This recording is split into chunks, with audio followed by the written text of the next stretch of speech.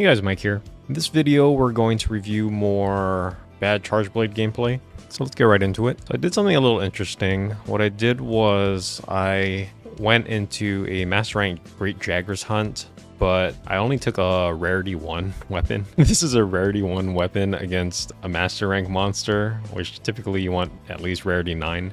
So I can show you the equipment I'm rocking. I have guard 5. I just threw in some handicraft just so I don't lose sharpness, just so I have some decent sharpness to work with, because I'm probably going to be in the yellow sharpness for most of the time. Stun resistance just because it's on the headpiece and I'm using the Fatalis headpiece, and then I'm not wearing any armor either. The guard actually comes from the maxed out charm.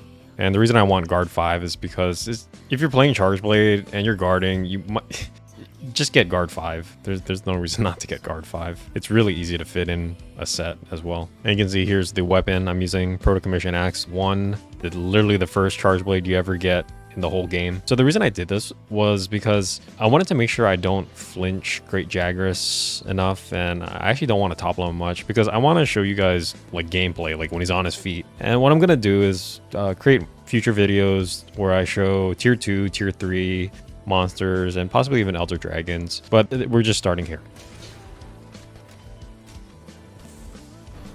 All right, so I'm charging the sword here because I expect I'm going to do mostly sword attacks. Now I know you can stay in axe mode against Great Jaggers and most tier 1 monsters for higher damage output. That's not the point of this video. The point is not optimization. In fact, if you're trying to optimize Great Jaggers, what are you doing with your life?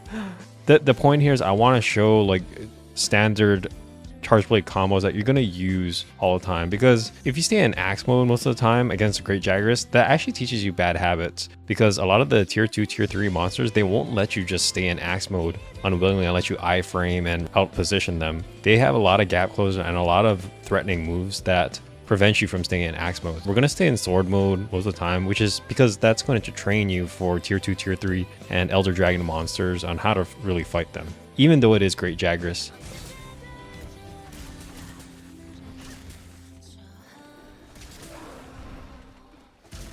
So we got a flinch there. Okay, so this is why you charge the sword. See, I'm already in overcharged files because I was just landing so many sword hits, but I'm not bouncing, and bouncing is incredibly detrimental. The main reason bouncing is so bad is, one, it hurts your damage because you bounce and you can't continue your combo, but two, on harder monsters, you're gonna get hit from bouncing. You might as well just drop your controller for a second because you know the monster's gonna punish you for bouncing. I believe we're going to do a Savage Axe playstyle here.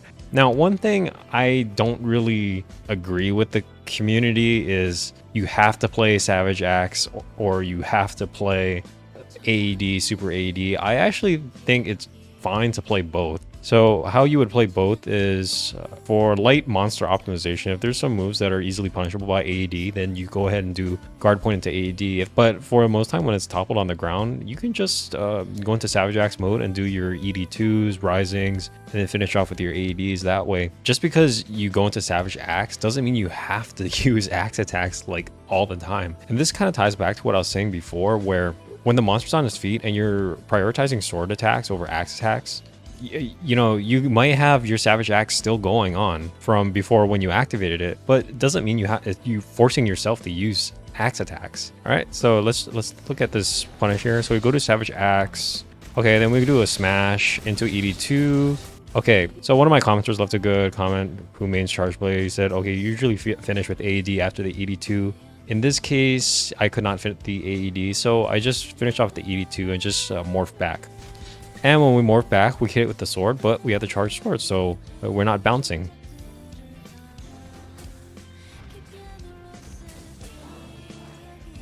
Okay, you saw that right there. After weak slash and after my weak return, I did a hop cancel. The hop cancel is pretty useful. It can usually the recovery animations on weak, actually even weak in particular, the recovery animations for weak slash are really bad. And I was actually complaining about this, that they needed to buff this in Monster Hunter Rise, and they actually did buff it in Monster Hunter Rise, where weak slash is quite strong in Monster Hunter Rise, but in Monster Hunter World, it's a very bad move. It's a very bad move. The damage is bad. The recovery on it is bad. There's really nothing redeeming about that weak slash. But yeah, so for weak slash and weak return combos, you can typically use and probably should use hop to cancel out of it. and just for repositioning, and I think you save a couple of frames off of that as well. Okay, so that's a common way how to use sliding slash, where okay, you do 1-2, you do your combo, and then when you want to reposition and utilize the guard point. So right there, I like, even though I didn't hit the guard point there, I was still using it. So you have to have that mentality. You're not always going to get hit by the spinning slash guard points, but you are using it as a form of insurance. I said this in a previous video before.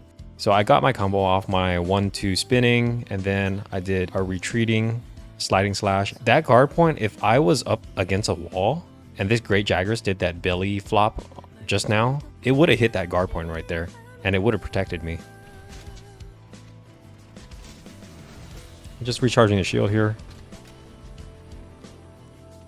Did some file management. Okay, we got a spinning. We gotta hop out of it. Just for repositioning. Okay, that's just that was actually a guard point.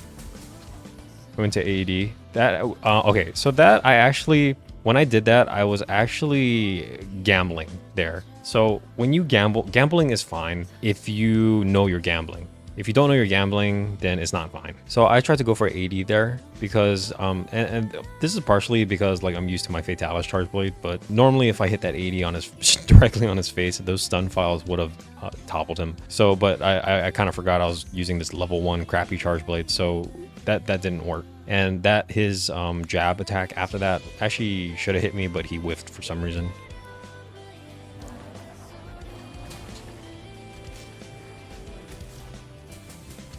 Okay, that was a more slash guard point into AED.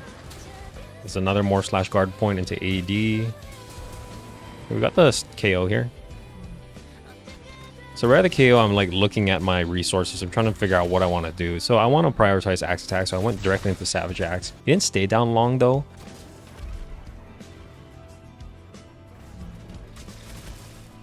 Okay, you saw that. I started with a draw slash, but a morph draw slash. And the reason I did that was because I still had my Savage Axe going. So if I'm going to do my Topple Punisher and do my highest damaging moves, which are my axe moves, I'm going to start with the Morph Slash. Okay, so we went into Draw Slash into ED2 into AED.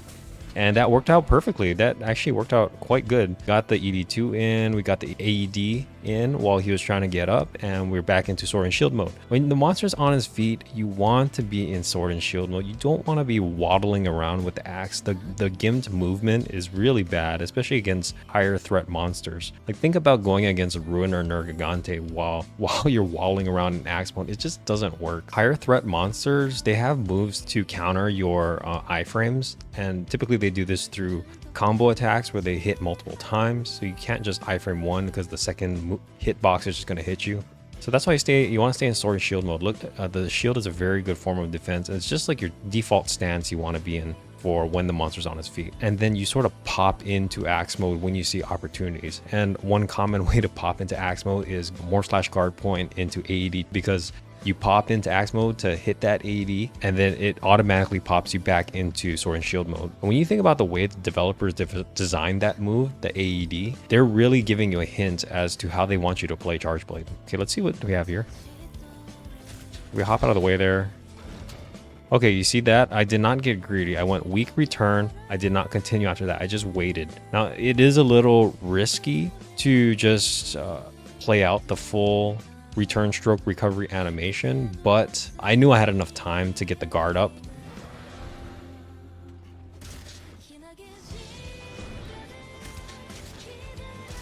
Guard point right there, but he went into the sniffing animation where he's sniffing for food. Again, this is the same thing I've been saying earlier. You're using the guard point. If he does not hit your guard point, it's no big deal. It's a form of insurance. He could have easily gone into a quick attack and hit that guard point, but I didn't know what he was going to do. But it's fine if he hits my guard point. It's fine if he doesn't. We're all good, right? Playing very disciplined. Okay, I just wanted to charge a shield there. Okay, sheath, because I want to cover a larger distance here. Okay, so I have some free reign to attack him, so I'm going to spend this time to charge my sword here.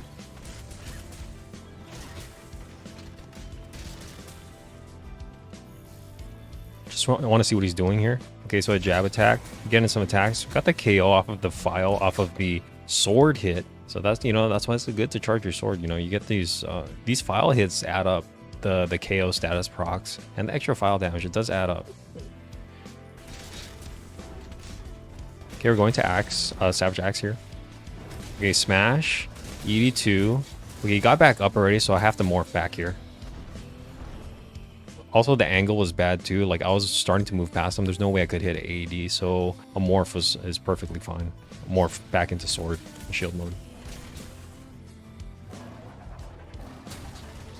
Okay, more AED punishes. He did the exact same move. We'll do it again. And he did the exact same move again.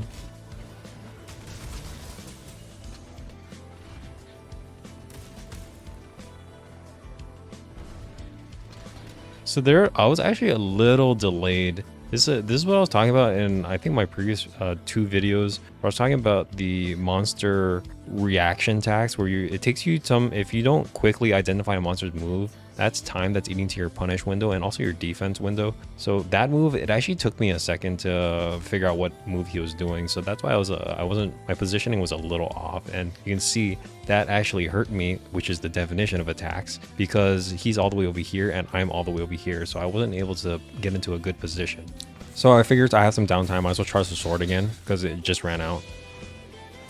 Okay, you see we did the advancing slash. Advancing slash has very strong motion value.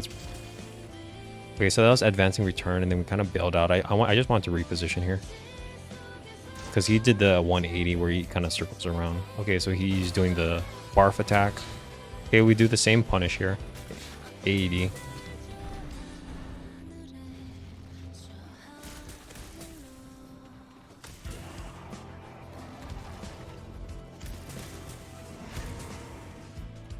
Okay, so we did a 1-2 spinning, and then we hopped here to reposition by his head. This is not ideal positioning. You want to stay on his right, so kind of more on the left over here, because if I go into axe attacks, we want to make sure the axe makes contact with the head, and the best way to do that is by standing on the left side or his right. Because if you're standing on the right side, then the axe attacks are going to hit his belly.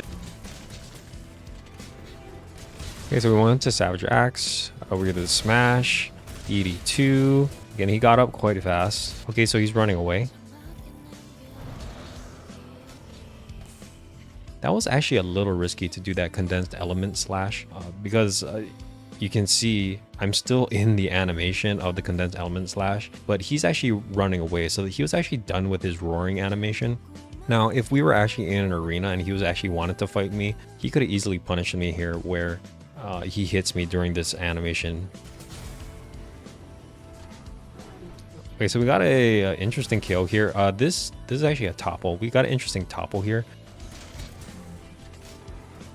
Okay, so we looked at their resources when he's toppled, and we saw we already had charged shield, we already had charged sword, but we had a couple files, so we figured we just get off the Savage Axe here.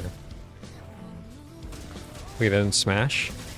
ED2, he's still on the ground. We did AED2 here. Now that was actually the wrong move, because this is a special topple here. This is the barf topple, and the barf topple is extremely long. So instead of doing an AD2 there, I could have after the ED2 I could have gone into a rising and could have probably gotten another ED2 in and then gone into an AD, but it's no big deal. Yeah, see, he got up a little bit after, so you know, we got our charged sword, and probably one reason I did that too was because my files were actually getting kind of low, so I wanted to get back into sword mode so I could charge my files, and that actually worked out because we got a charged double slash right as he was getting up. Okay, right there, perfect example of the power of the guard point. I was able to get in a spinning slash and he hit my guard point right there.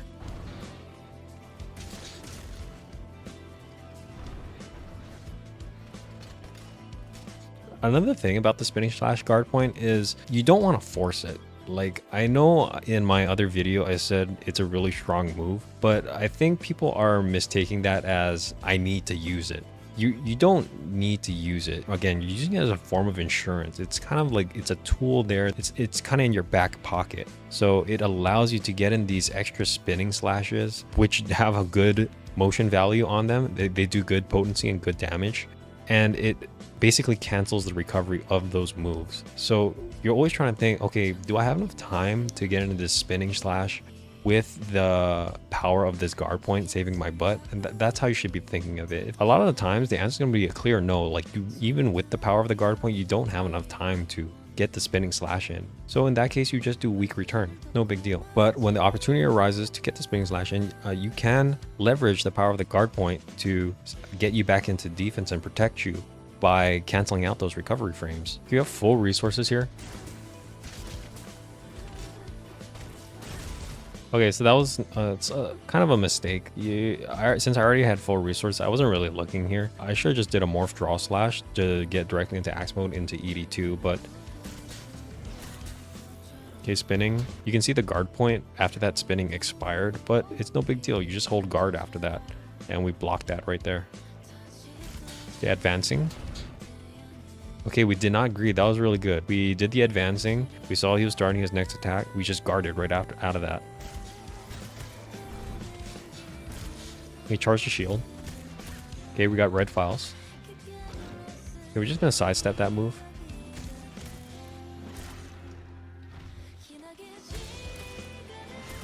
Spinning.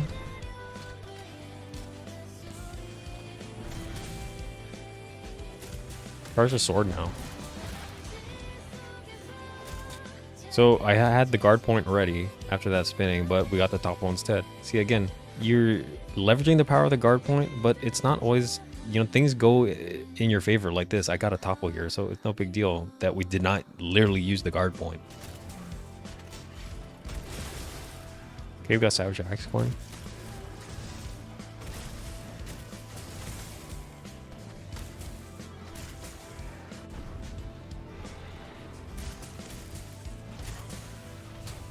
So we got the guard point right there.